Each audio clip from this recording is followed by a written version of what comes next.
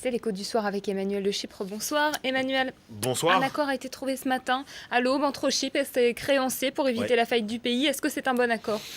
Alors on peut dire que c'est un accord relativement équilibré, hein, effectivement. D'abord, il évite à Chypre de sortir de la zone euro et d'abandonner l'euro, ce qui pour Chypre était vraiment partir dans une aventure très dangereuse, et ce qui permet aussi d'éviter le précédent qu'il y ait un pays qui quitte la zone euro, ce qui aurait été évidemment très dangereux. La deuxième chose, c'est qu'effectivement on évite aussi aux petits épargnants chypriotes de payer l'addition, hein, comme on l'avait envisagé la semaine dernière, puisque tous les dépôts jusqu'à 100 000 euros seront garantis, y compris pour la banque qui est déclarée en faillite. En revanche, pour ceux qui ont plus de 100 000 euros, là, l'addition peut être lourde, notamment pour les évadés fiscaux venus du monde entier et notamment de Russie. Là, ils peuvent perdre jusqu'à 30 à 40% de leur magot. Ça fait quand même presque 4 milliards d'euros.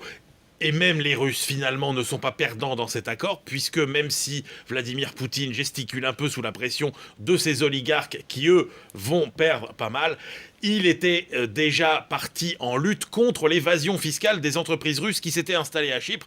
Donc voir ce paradis fiscal finalement imploser devant lui ne lui est pas si pénible que ça. Bon, alors Chypre évite la faillite. Est-ce que le risque de contagion à la zone euro a vraiment disparu? Bon, globalement, c'est un risque qui n'est pas nul, mais qui est quand même faible. On voit bien qu'en France, par exemple, ça n'est absolument pas une inquiétude, hein. Le comportement des Français la semaine dernière l'a montré, personne n'est allé réclamer ses sous à la banque.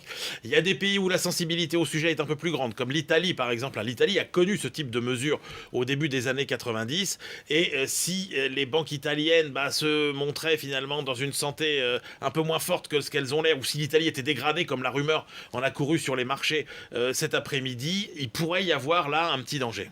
Et en revanche, le plus dur commence pour les Chypriotes. Ah oui, ça va être terrible, hein, parce que c'était tout leur modèle économique qui était basé sur sur ce paradis fiscal, hein. L'activité de la banque, c'était 8 fois le PIB du pays. Et donc, la faillite de la deuxième banque du pays fait qu'il va falloir dégonfler complètement cette activité bancaire. Le fait qu'il va y avoir des restrictions sur l'argent fait que les entreprises vont être peut-être pénalisées pour payer leurs employés, pour acheter des marchandises. C'est un pays qui va connaître un effondrement de son activité cette année, hein, 15% à peu près de baisse du PIB. Voilà, c'est une nouvelle vie qui va commencer pour cette économie qui va devoir se reconstruire entièrement. On verra ça avec vous, on suivra le dossier. Merci beaucoup Emmanuel de Chypre, c'était l'écho du soir.